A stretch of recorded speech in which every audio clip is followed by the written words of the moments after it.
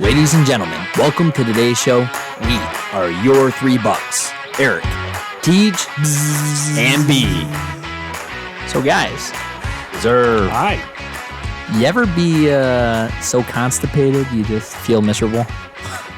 What a way to kick this episode off. I'm not sure that I want to disclose my my activities in my bathroom, to be honest with you. With constipated or not. It's my private space. Are you a shy pooper? I'm actually probably like pretty feminine when it comes to pooping. Like I'm I'm like pounding on the door, dainty. like, get out, I need to get in, I need to get in. Like It probably I just don't. takes you longer. I won't poop in public, like at all costs. I actually have anxiety about it, and it's not even so much like about the dirt and grime. I mean, I just worry about like I don't like hearing other people poop next to me. You know what I'm saying? Like the and like it hitting the waters, and that's if like you have a nice flow.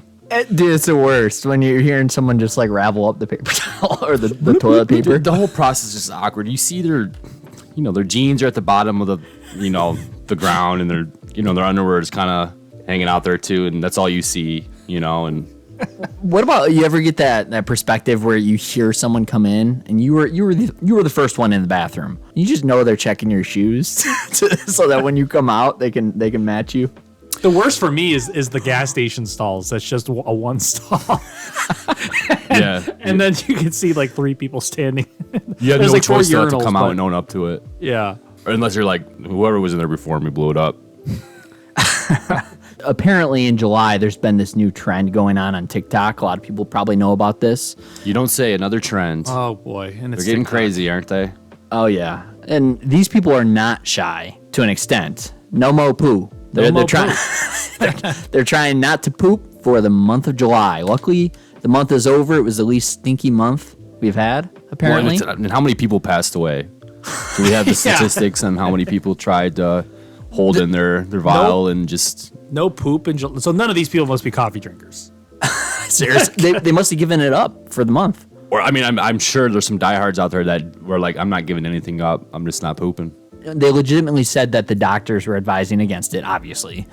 I have to assume like it's not even possible at this point. It's probably more of a gimmick. Do you really think you can hold your poop for a month?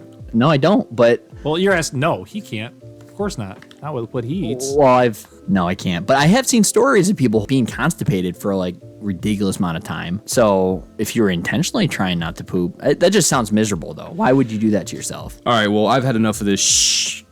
Anyways, similar in look, but not in taste.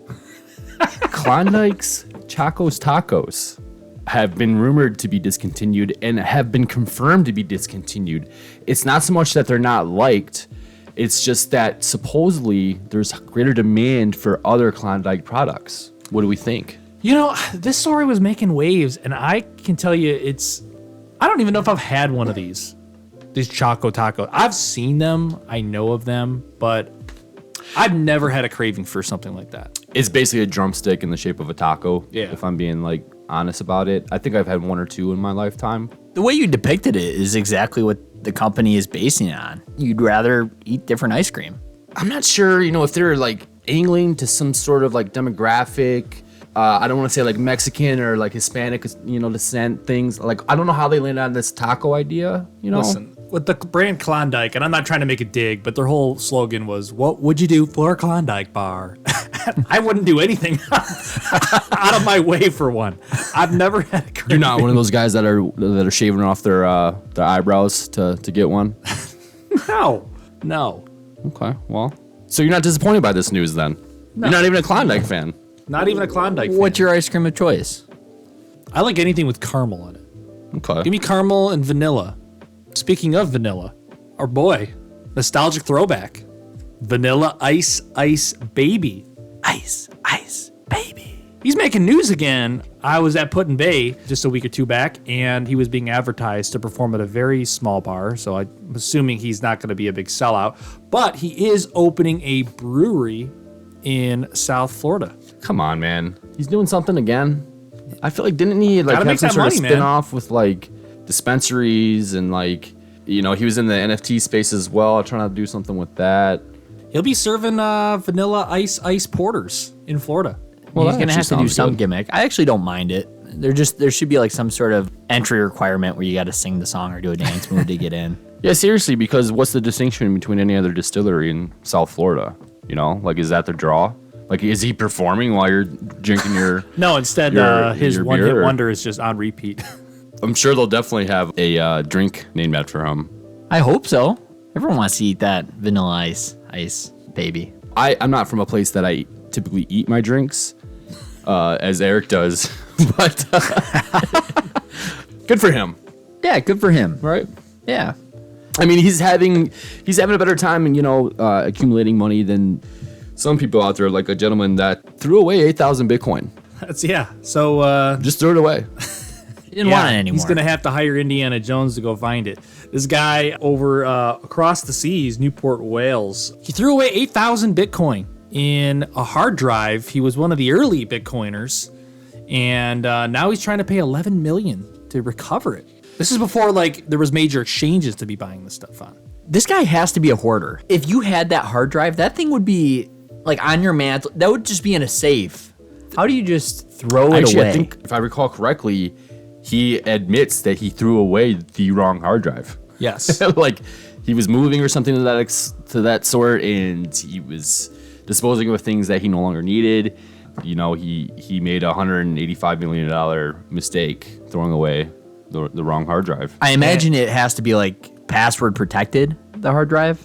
Yeah, but I imagine that he knows the encryption if he's willing to go to the lengths of... I've seen something that he's using robots, on the topic of robots, to try and search the dump for the hard drive. Yep. I'm willing to say that his chances are probably even slimmer than the individual that just won the Powerball jackpot. I wish him luck.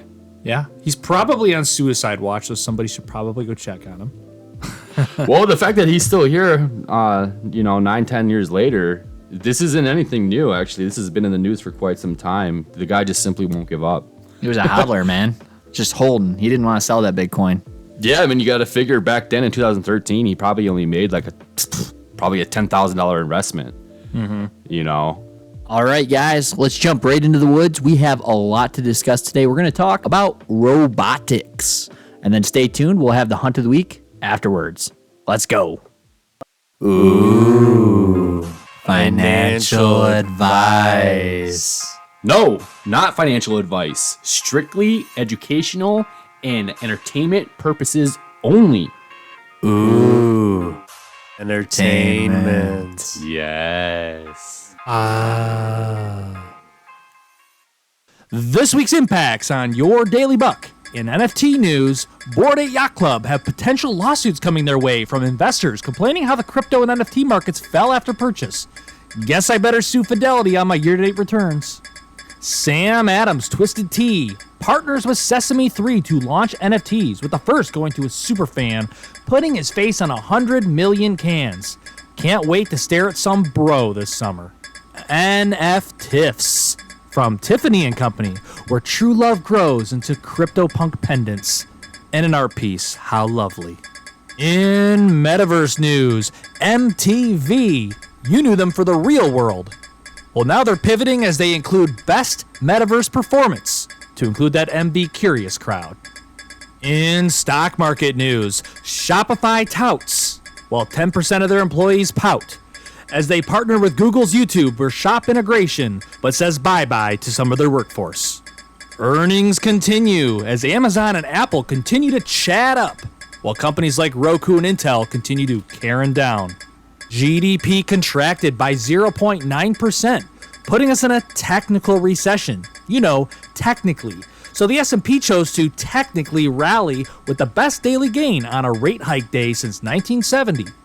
And in crypto news, well, there's not really any. I'm kidding. The SEC is investigating Coinbase, which has cooled the crypto run a little bit.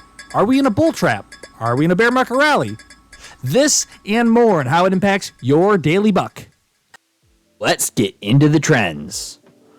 The Dow was positive 2.5% over the last 5 days. The NASDAQ was up almost 6% over the last 5 days. Wow. And the S&P 500 was up 4% over the last 5 days, which was great.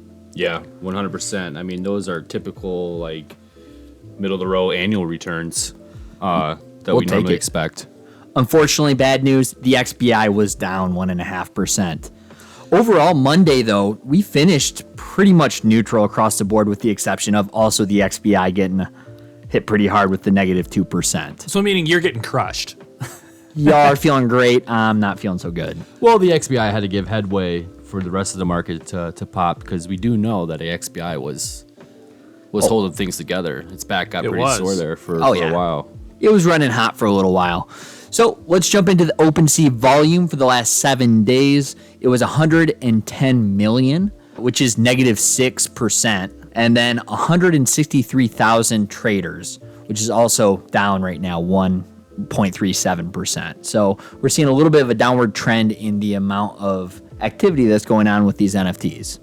Yeah, you know, something I've noticed on the OpenSea radar is that I've noticed like when there's a huge down day in the market, I see the actual OpenSea volume spike up in buys, actually. I've been noticing that because I look at it every day, and it makes me think that when the markets are rallying, people are buying that day. Like everybody's buying crypto, and they're not really buying art that day. They're buying all the stock equities because people are like euphoric. And then when things are down, they're like, okay, they pivot back over to what piece of art is going to make me feel good? Yeah, like it does feel that way a little bit. Yeah, I think it's just another risk asset class. When the stock market's doing well, there's an influx of liquidity into the stock market. And it also is contrary to like crypto in general. Typically when Ethereum is doing well, NFTs doesn't do too well, but there's definitely a trend. Based on this past week, how everything's been pretty green, was there one stock in your portfolio that stood out? Yeah, coincidentally, my buck hunt, my hunt of the week last week, it was an index fund, the triple leverage, TECL. So the last week or so, the tech stocks have really been surging. And with that TECL index, that basically gave you triple the return. And so that thing was just running hot. Yeah, for me, I mean, Apple, they just really been on a crazy, crazy tear ever since your boy recommended them. They just been chatting up. You know, they beat earnings and there wasn't any wonky news, you know, some sort of good earnings, but go south. It was perfectly executed. They're just on cruise control going north. Yeah, they really are. They're turning towards a $3 trillion market cap. How about you? They're a monster. AMD did actually pretty good today. Had a pretty massive day. But aside from that, Athersys. I have a very small amount of Athersys. It was up like 70% in a day. Biofarm, wow. Yeah. Well, that's what happens with those sometimes. Unfortunately, I'm down ridiculously on it. I don't have a lot in it. So I'm actually still down after a 70% gain. Yeah, it needs to be like up 370% for you to break even. Well, apparently, if you make a poor investment, you can just file a civil lawsuit, like some of the Bored Ape investors owners. They didn't tell me that there was risk. You didn't read the little fine print next to the asterisks in the paperwork there? Right. Yeah, so what? This has got to be such a stretch, right? Bored Ape Yacht Club investors, they're trying to like sue because the crypto and NFT markets fell. I mean, who's putting a gun to your head, tell you to buy this piece of art? Nobody. Well, who's putting it to your head, telling you to sell? Just hodl. Man, just hodl along. You had to be okay buying it, and the fact that it might go to zero, and you can just at least hang it on your wall. Yeah. Who's going to take this case? Wouldn't you feel ridiculous going into court and being like, they lost some money on this investment and they think it's not fair? I'm sure there's some ambulance chasing especially when you put it in front of lawyer. like a really like elderly judge who doesn't even know what are we even talking about, this monkey picture. True. They're not going to get their money back at this point. I thought the weirdest thing out of the Daily Buck was that Sam Adams, with their Twisted Tea. It's actually funny too, because looking at Sam Adams, they have a pretty wide-ranging list of products. It's not just their home brand of Sam Adams, but the Twisted Tea going into the NFTs and how they're going to put a picture of a super fan on 100 million cans. And I'm like, what is this? Is this like 1980s when you put your lost baby on milk? Like, what are we doing here? Well, it is. I don't need to see this bro on my can while I'm sipping it this summer. In all fairness, it is a pretty weird, twisted idea, if you will. There you go. Kind of the face on the milk carton sort of deal, missing child. I feel you on that. All right. I also think with regards to the stocks, a couple other people that feel a little lost are the employees from Shopify, the ones that are just wandering jobless now. Well, yeah, now they're shopping for new jobs.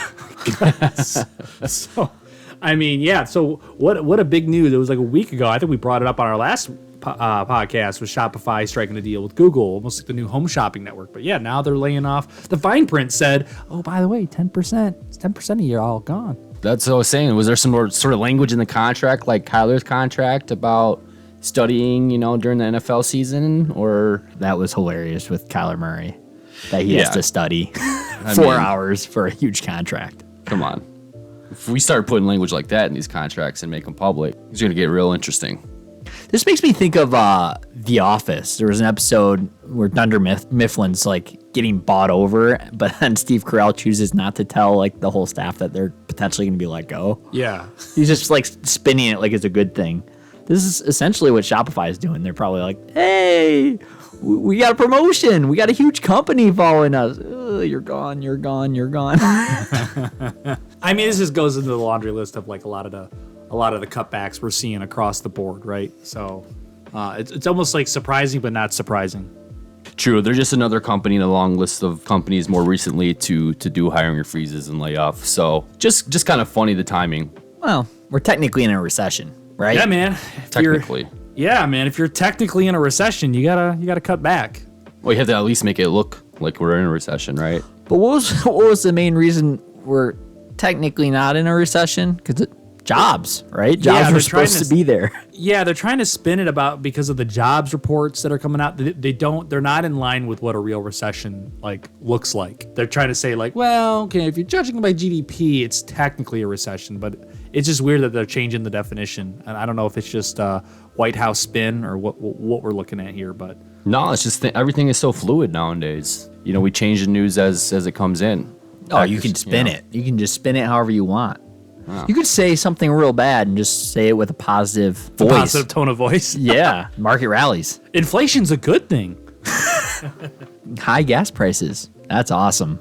Right, Bucks. I noticed something this week looking at the earnings calendar. This is a big week for us. There's a lot of hunts of the week that we've discussed on previous podcasts reporting this week. And there's some that we've even just simply mentioned in our podcast as big macro participants that are reporting this week as well. Could definitely be some sort of continuation off of last week. What do we think?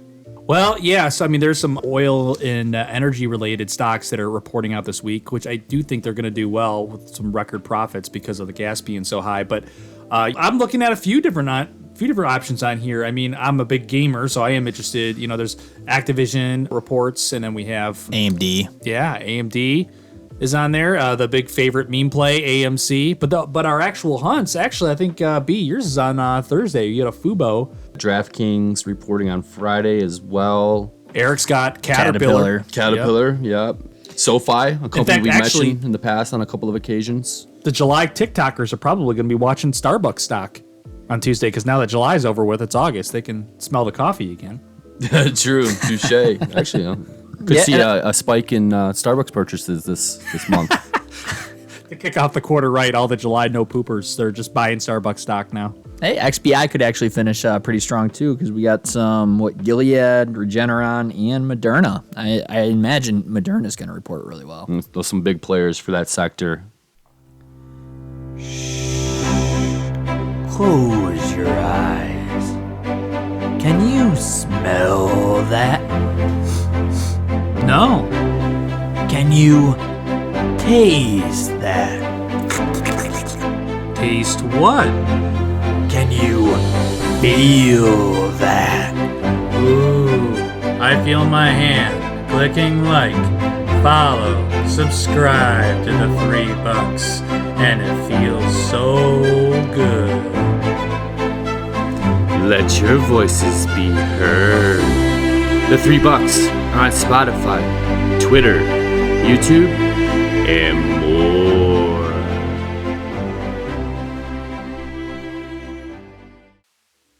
Hasta la vista, baby. Where are you going? We're talking robotics. Huge industry, honestly. I can't. This is an industry that's really, I think, going to boom, and there's probably a lot to unpack, and I don't know if we're going to get through it all. We thought it would be a good chat for our listeners because this is an industry that is growing, and it's expected to grow by about 5.1% between 2022 and 2027, and then it's going to continue to grow. So we're talking robots, we're talking about AI, anything that is automation. And this really makes its way into every sector: electronics, automotive, chemical, metals, foods. Yeah, I mean, if you think about it in simple terms, we already really use robots every day in most of our daily lives. If you have an iRobot vacuum that simply just goes around and detects dust and vacuums for you based on sensors. You also have the autonomous lawnmowers that just cut your lawn and then they return their charging station. Or even something as simple as a Keurig. People overlook it, but no longer do you necessarily have to even make your coffee. You know, you just simply put it in the machine and everything else is taken care of for you. Right, so this is expanding on that. The automotive industry has been using this for years. Now, granted, this is probably the early day robots, but I mean, we're talking big robotic arms painting cars once they're completed, but it's just growing and growing and growing upon that. I mean, we talked a few episodes ago about robots making pizza, you know, and there's more of that. There's robots that are making boba tea. There's robots that are cooking wings. And if you want a fun look at that, that's at waxinvest.com. You're going to see a bunch of crazy stuff. Robots making food at restaurants. That was Wing Zone. They actually announced that they have so many locations that are taking on the robots, which is interesting because, you know, part of what's influencing this is not having enough workers. So it's actually expediting robots taking jobs. I saw Chipotle actually had put in, there's some Chipotle locations that are putting in for this as well. So yeah, it's exactly that. When people are, you know, we're talking about the great resignation, all this does, like you just said, pushes us forward even expeditiously. Yeah, I mean, in my opinion, it starts off with a lot of benefits. There's already a great amount of benefits today in ways that we already use automation in robots. But at the same time, I definitely think that it has its drawbacks, you know, relative to like the economy and the labor force. Are we going to get at a place where it's commonplace to be losing your job to a machine? Something to think about. It's going to be argument and counter argument for both. I mean, you know, you can even say for the food industry, someone loses a job, but the cleanliness, things will become more cleanly, things will move faster. I mean, shoot, restaurants could probably be open 24/7, all of them, if restaurants are doing everything. Also think about how it's going to change everything. It might reduce the amount of waste. So an example would be ABB actually kind of partnered out in London, and they showed off basically 3D printers. So if you're trying to order a certain product, you would order it like live time and it would just build it in front of you. And so it's actually reducing waste because it's using different plastics that are all recyclable. But you're not making 100 of one product or purchasing it and letting it sit on your shelf and it may never sell. Now you're making it individually for each customer. Actually, ABB also got a cheap plug in the movie Iron Man 3. I'm a big Marvel guy. At the very end of the Iron Man 3 movie, there's a robot, one of the robots that like builds like Tony Stark's suits. It has the ABB logo right on it. That's sweet. I was gonna say that's funny you mentioned that. I feel like we've reached an inflection point in society where, you know, no longer do we have to just simply imagine these things and think about robots as something that you see in the movies. It's becoming real, you know, those sweet gadgets that you see on 007 or those cool little gadgets you idolized growing up that you thought would never be possible, holograms coming from your watches, Google lenses where it gives you all the information literally right there at your pupil. Yeah, and not only that, I mean, these robots, the robotics that they're working on are not necessarily just replacing jobs. They're also working hand in hand with employees at this point. So, and Amazon is considered one of the pioneers in this. People look at them because they're warehouses. They're starting to develop them so that they're pretty much autonomous or they have a lot of robotics incorporated. There's something called the Proteus that they have now that's new, that's the big hype essentially. But this machine can recognize and work around the environment naturally, and it works around employees as well. So it's safe to work with the employees. It's going to reduce injuries because it's going to help with lifting. It's going to help with transporting all of the items. Yeah, so think about that. Amazon's looking at these things to do fulfillment for them, and then they're already testing drones for delivery in California.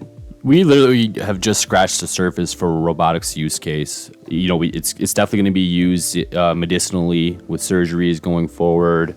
We're already in a place where autonomy in our vehicles is becoming more and more commonplace. We're in a place in time now where investors like us, Bucks, and any of our viewers should be taking advantage of this opportunity in the robotic space. Could be something to Teej's point that may be a good investment opportunity here in the next 3 to 5 years. Yeah. Well, I mean, even right now, I mean, you want to get in, I mean, no buy or sell rec here, but it's just a matter of, you don't want to get in once the hype's already here. You want to start getting in, and this stuff it's there. I mean, there's a company called Aero Environment, AVAV. They do unmanned aircrafts now for the government. You know what I mean? So like I'm talking from A to Z, there's something that's robotic. And then, obviously we have Elon's Tesla looking at autonomous, and you have all of the autonomous vehicles that are making headway, especially because you have all of the huge companies that are working on it to develop it. So it's in the works. Intuitive Surgical is another company. ISRG is the ticker, but they're very interesting. They've had the Da Vinci systems that they've had since like the year 2000. It's basically doing surgeries on patients that are, minimally invasive surgeries like hysterectomies and knee replacements, things like that. But, this stuff's all around us, and that's just going to keep expanding as well. The more accurate it gets, you'll see it expand. Oh, on the topic of opportunities in the market, based on some of these ticker symbols that we've mentioned, and aside of the ones that we've already mentioned in podcasts past, the NVIDIAs, the AMDs of the world that are actually technically in this sector as well, being semiconductor manufacturers and chip manufacturers, obviously robots need chips. Is there any stock that stands out to either one of you two in this space? But I will say that, you're probably safe in getting in quite a bit of the companies that we even just discussed based on the growth. I just want to mention a couple here really quickly that I have my eye on, which is Teradyne, ticker symbol TER, and Natty. No, not the beer. National Instruments Corp. Both are comparable in the respect that they are basically software systems that tests all of the robots. So obviously all of these things have to be tested as far as their culpability and their agility and everything that goes into robots mimicking human behavior. I'm interested in the things and the components that are required to build the machines necessary. Yeah, but I'm sure that if you were on the fence, probably a good index that has a nice collection of these robotics. Yeah, there's even a list that I wrote out of ETFs that you could actually invest in, including BOTZ, BOTZ, Robo, ROBO, ARKQ, ARKQ. So original, all these names so far. I know, right? And then ROBT. What I thought was pretty cool about these was just looking at the top 10 holdings. There was a lot of companies you would recognize, such as Tesla, Apple, Qualcomm. But there was a couple that stood out that I didn't know fully. It was Harmonic Driving Systems, Intuitive Surgical is also very common across all of these, and Fanuc Corp. Just to give yourself an ability to look into this, it wouldn't be a bad idea to look at the ETFs. Number one, as a potential investment, but on top of that, trying to look at that list and find some companies or some niches that you'd like to look into. And transparently, I'm actually in our ARKQ for my Roth.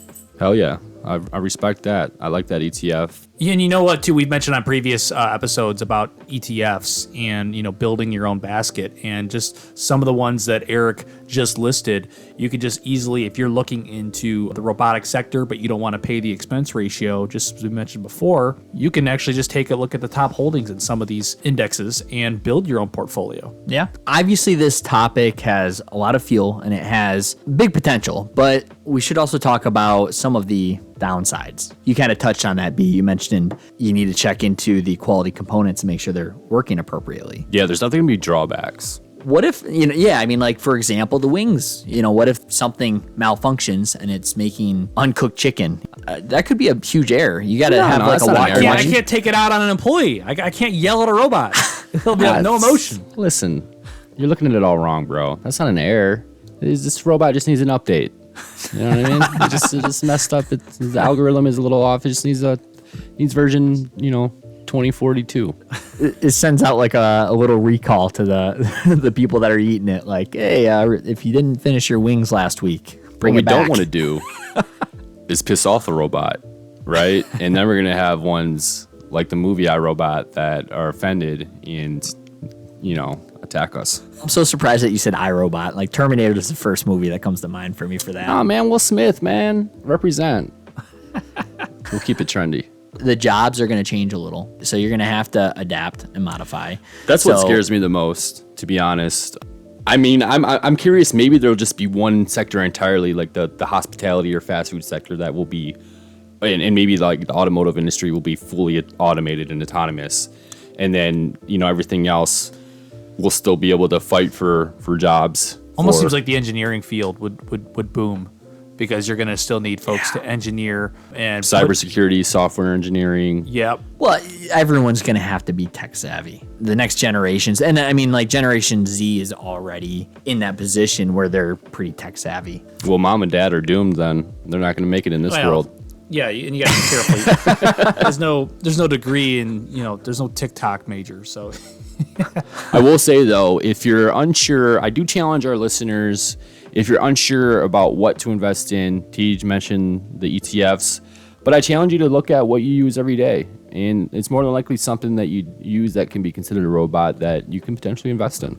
Or try and look for a problem, something that annoys you every single day. Yes. And they might already have something in the works. But up next, we got our hunts of the week. We'll be back. Hunt of the week. Dun dun dun dun dun. Dun dun dun dun dun. That is my poor excuse for trying to sing the Terminator theme. Very poor.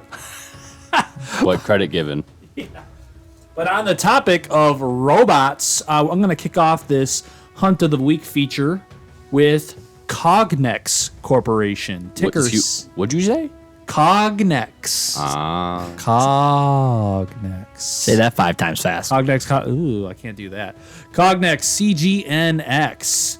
So, of course, they are in the tech sector. What do? Well, they provide machine vision products that capture and analyze visual information to automate manufacturing and distribution services globally.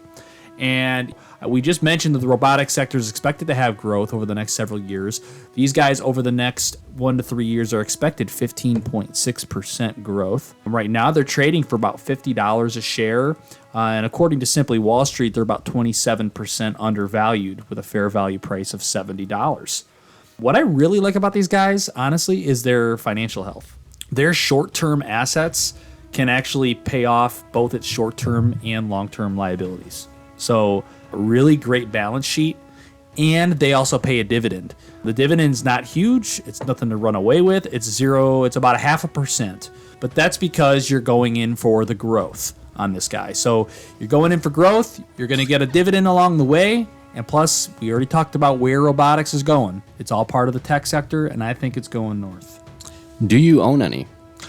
No, I don't. And it's funny because I mentioned earlier I own ARKQ in my Roth, which is a collection of robotic stocks. But in preparation for this episode, this one was actually really turning me on. I think I mentioned it to Eric before we did this recording. I said I might actually hop in this CGNX. So this is a long-term play for you then? It would be long. Most of my recommendations tend to be long-term.